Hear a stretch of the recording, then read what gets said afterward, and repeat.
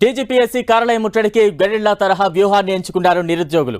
ఒక్కొక్కరిగా టీజీపీఎస్సీ కార్యాలయానికి వస్తున్నారు నిరుద్యోగులు. వచ్చిన వారిని వచ్చినట్లుగా పోలీసులు అరెస్టు చేస్తున్నారు. బీజేపీ కార్యాలయం దగ్గర 15 మంది నిరుద్యోగులను అదుపులోకి తీసుకున్నారు. అటు చలో టీజీపీఎస్సీకి రాజకీయ పార్టీలు మద్దతు ప్రకటించాయి. టీజీపీఎస్సీ కార్యాలయం దగ్గరకు వచ్చేందుకు బీఆర్ఎస్పీ, బీజేవైఎం ఏర్పాట్లు చేసుకుంటున్నాయి.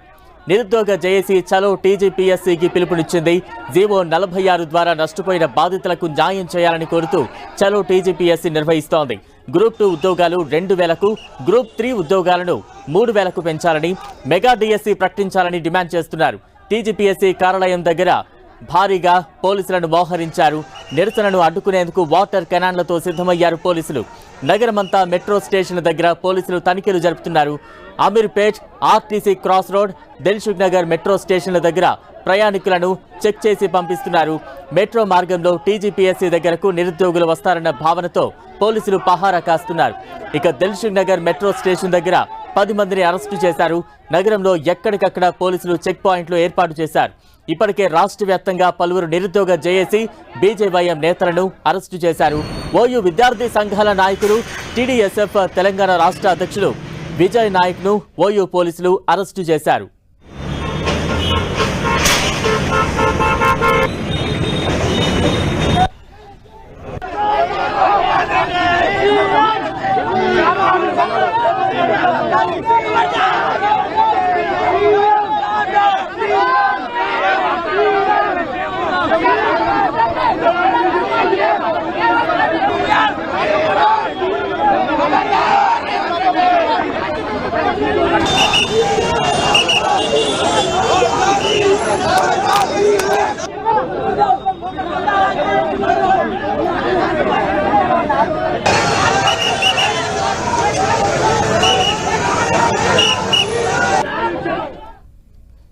టీజీపీఎస్సీ ముట్టడి ఉద్రిక్తంగా మారింది. చలో టీజీపీఎస్సీకి రాజకీయ పార్టీలు కూడా మద్దతు ప్రకటించాయి.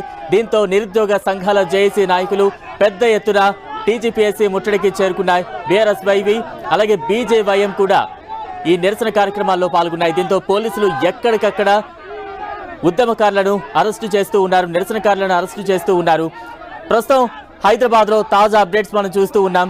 గ్రూప్ 2 ఉద్యోగాలు 2000కు పెంచాలి, అలాగే గ్రూప్ 3 ఉద్యోగాలు 3000కు పెంచాలి, మెగా డిఎస్సీ ప్రకటించాలంటూ కూడా నిరుద్యోగ సంఘాల జేఏసీ పెద్ద ఎత్తున నిరసనలు చేపడుతూ ఉంది.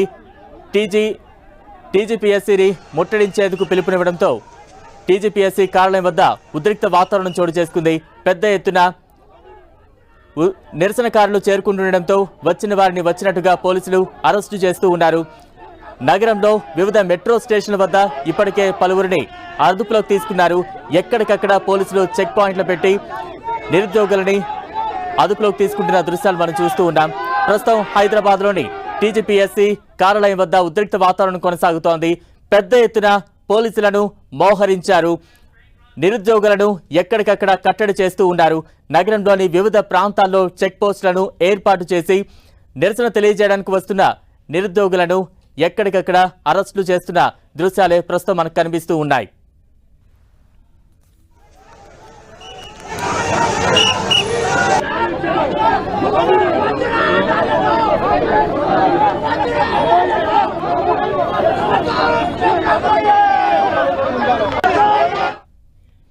టీజీపీఎస్సీ కార్యాలయం వద్ద ఉద్రిక్త వాతావరణం చోటు చేసుకుంది. తాజా అప్డేట్స్ అందించేందుకు మా ప్రతినిధి అజయ్ లైవ్ లో సిద్ధంగా ఉన్నారు. అజయ్.